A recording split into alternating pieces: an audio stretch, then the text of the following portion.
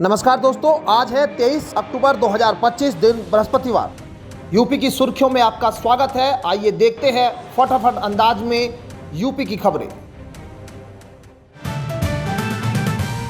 राजधानी लखनऊ में 1 नवंबर से नई बिजली व्यवस्था लागू होने जा रही है। मध्यांचल विद्युत वितरण निगम लिमिटेड के तहत उपभोक्ताओं की सभी बिजली शिकायतों का समाधान अब एक ही स्थान पर मिलेगा। ऑनलाइन शिकायत के अलावा उपभोक्ता शहर में स्थापित 21 हेल्प डेस्क पर जाकर भी शिकायत दर्ज करा सकेंगे। सभी शिकायतें 1912 कंट्रोल रूम व सॉफ्टवेयर के माध्यम से संबंधित अभियंता तक पहुंचेगी, जिनका निस्तारण तय समय में किया जाएगा। नई व्यवस्था से उपभोक्ताओं की समस्याओं का समाधान सुगम होगा। विभाग को हर महीने वेतन में करोड़ों रुपए की बचत हो सकती है। उत्तर प्रदेश के मुख्यमंत्री योगी आदित्यनाथ ने पुलिस स्मृति दिवस पर शहीद पुलिस कर्मियों को श्रद्धांजलि दी और उनके परिवारों को हर संभव सहायता का आश्वासन दिया। उन्होंने शहीदों के साहस और बलिदान को याद करते हुए कहा कि उनका त्याग नई पीढ़ी के लिए प्रेरणा है। समारोह में 2.19 लाख से अधिक पुलिस कर्मियों की भर्ती, 31,968 नए पदों पर सृजन और नवनियुक्त पुलिस कर्मियों को हाइब्रिड प्रशिक्षण की जानकारी दी। मुख्यमंत्री ने शहीदों के आश्रितों को 30.70 करोड़ रुपए आर्थिक सहायता देने और 34 पुलिस कर्मियों को राष्ट्रपति सेवा पदक प्रदान करने की बात भी कही। गोरखपुर विकास प्राधिकरण 3 नए कल्याण मंडपम का निर्माण करेगा, जो माधव नगर, उर्वरक नगर और राप्ती नगर में बनेंगे। मुख्यमंत्री योगी आदित्यनाथ ने नवरात्रि के अवसर पर इनका शिलान्यास किया था। जीडीए और नगर निगम पहले भी कुछ कल्याण मंडपम बना चुके हैं, जबकि जंगल तुलसीराम बिछिया में 2 मंजिला मंडपम आधुनिक सुविधाओं के साथ लगभग तैयार है। इन मंडपमों के निर्माण से गरीब और जरूरतमंद लोगों को सामाजिक व धार्मिक कार्यक्रमों में राहत और सुविधा मिलेगी। संचालन के लिए फर्म का चयन भी हो चुका है और आगामी अवसरों पर शहनाई की धुन गूंजेगी। उत्तर प्रदेश के मुख्यमंत्री योगी आदित्यनाथ ने कहा कि प्रदेश में हलाल सर्टिफिकेशन वाले उत्पादों की बिक्री पूरी तरह रोक दी गई है। उन्होंने चेताया कि हलाल उत्पादों की बिक्री से जुटाया गया पैसा धर्मांतरण, लव जिहाद और आतंकवाद को बढ़ावा देता है। सीएम ने लोगों से स्वदेशी उत्पाद खरीदने और जीएसटी भुगतान करने की अपील की है। उन्होंने राजनीति और ऐतिहासिक दृष्टि से भी टिप्पणी करते हुए कांग्रेस और सपा पर हमला किया और अयोध्या व महाकुंभ में बढ़ती श्रद्धा का जिक्र किया। उनका कहना था कि हलाल सर्टिफिकेशन पर सख्त कार्रवाई आवश्यक है और जनता सतर्क रहे।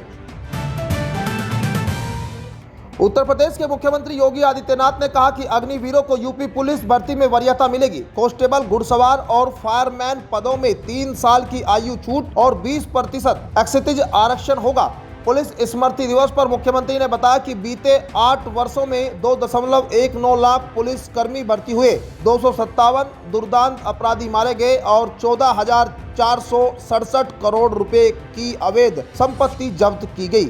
130 नए थाने, 17 महिला थाने और हर जिले में साइबर थाना खोला गया। पुलिस आधुनिकीकरण के लिए 4,081 करोड़ रुपए बजट स्वीकृत किए गए। दिवाली पर उत्तर प्रदेश आवास विकास परिषद ने बम्पर कमाई की है। ई नीलामी में 850 करोड़ रुपए कीमत की संपत्तियां बिकी, जिससे इस साल कुल कमाई 2500 करोड़ रुपए पार कर गई। लखनऊ, कानपुर, आगरा और गाजियाबाद की आवासीय व व्यावसायिक संपत्तियों पर निवेशकों ने भारी बोली लगाई।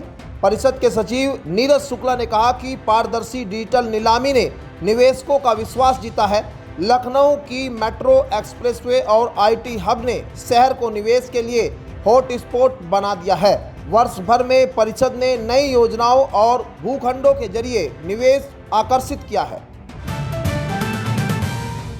उत्तर प्रदेश में 31 अक्टूबर 2025 तक 10 जिलों में रोजगार मेले लगेंगे, जिनमें टॉप कंपनियां सीधे इंटरव्यू लेकर नौकरी देगी। इटावा, भदोही, मेरठ, एटा, बांदा, ललितपुर, खैरी और कौशाम्बी जैसे जिलों में security guard, accountant, computer operator, sales executive और कस्टमर सपोर्ट जैसी 2000 से ज़्यादा वैकेंसी है।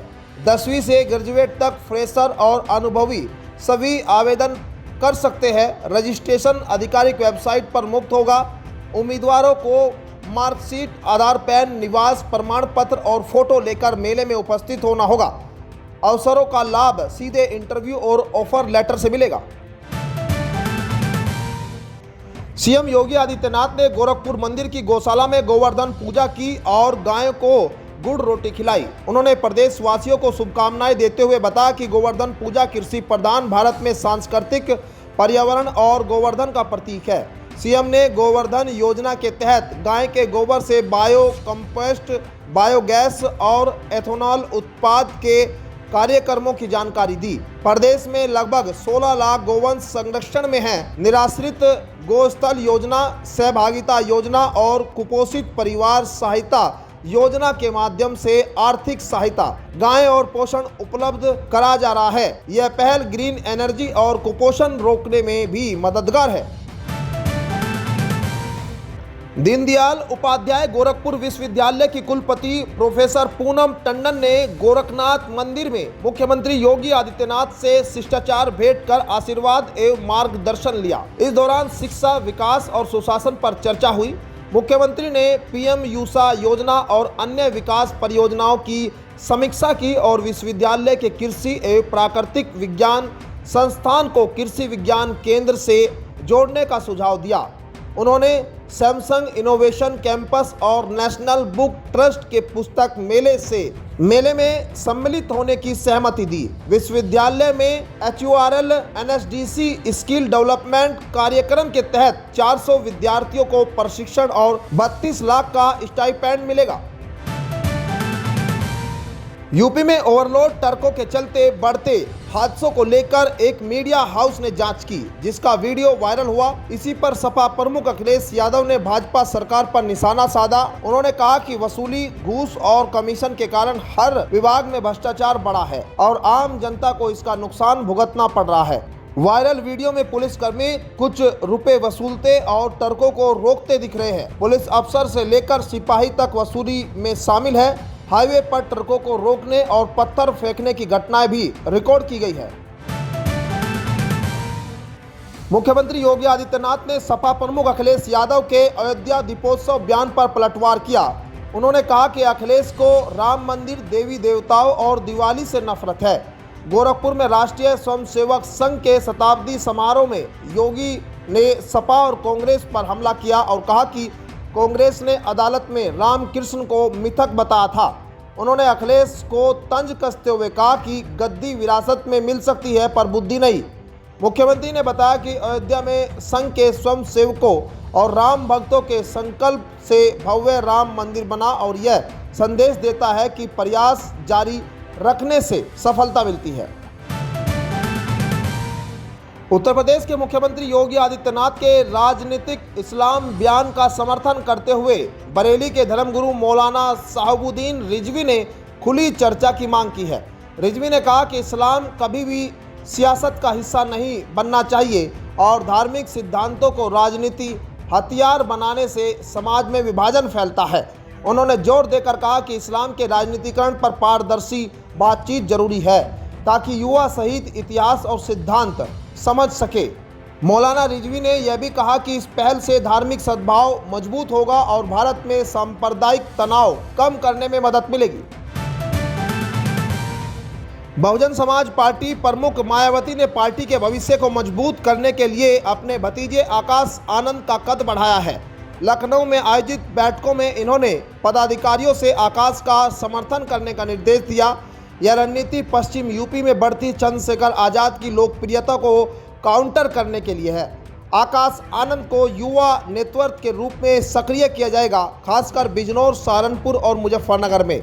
आकाश के राष्ट्रीय संयोजक बनने से बसपा का युवा और दलित वोट बैंक एकजुट करने की उम्मीद है।